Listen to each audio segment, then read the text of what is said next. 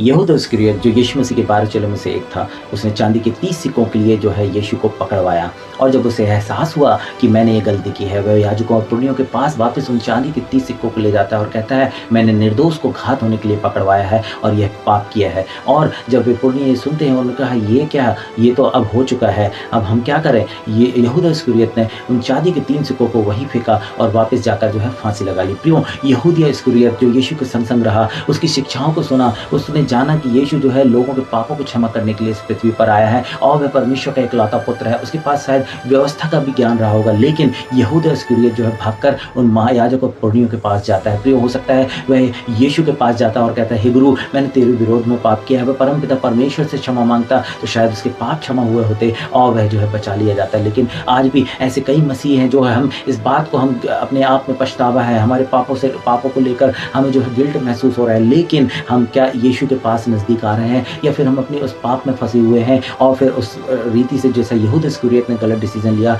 यही गलत डिसीजन, गलत निर्णय जो ले रहे हैं। प्रियो, परमेश्वर का वचन कहता है कि जब यीशु क्रूस पर क्रूसित हो रहे थे, वहाँ 2 डाकू थे। एक डाकू के पास बहुत ही कम समय था, उसने इस बात का एहसास किया कि ये तो निर्दोष है और ये लोगों के पापों के लिए मारा जा रहा है, और वहीं उससे यीशु से विनती करता है कि हे स्वामी, जब तू स्वर्ग राज्य में आए, स्वर्गलोक में आए, तो मेरी सुधि लेना। और हम जानते हैं कि यीशु ने कहा कि आज ही तू मेरे साथ स्वर्गलोक में होगा। Hallelujah. It requires only a short time when we confess fully from our heart. जब हम अपने हृदयों से पूर्ण रीति से अपने पश्चाताप को करते हैं तो हम बचा लिए जा सकते हैं। आज भी हो सकता है हम यीशु मसीह को उस यहूदा इस्करियोत के समान प्रतिदिन क्रूसित कर रहे हैं, प्रतिदिन यीशु को क्रूस पर चढ़ाए हैं, लेकिन यीशु कहता है यदि हम अपने पापों से फिरें तो हमें वह जो है अवसर देगा, हमारे अपराधों को क्षमा करने के लिए वह विश्वास योग्य। प्रियो, परमेश्वर का वचन आज इस मॉन्डी थर्सडे इस जरूर पकड़वाए गए थे, लेकिन हमारे लिए एक रास्ता खोलता है कि हम अपने अपराधों को माफ़ी मांगे, हम अपने अपराधों को क्षमा मांगे। जब उस मेज में शामिल होते हैं जिसके में यीशु ने कहा, ये रोटी जो है मेरी देह है और जो ये कटोरा है जो मेरे लहू में नहीं बाचा है, इसको जब हम लेते हैं तो हम उसके साथ संगति करते हैं और वह हमारे जीवन में आता है। हालेलुया। तो हम अपने अपराधों को जब क्षमा मांगते हैं, यीशु हमें अपराधों से क्षमा करने के लिए विश्वास हो गए। प्रभु इस वचन के द्वारा आप सबों को आशीष दे। आमीन।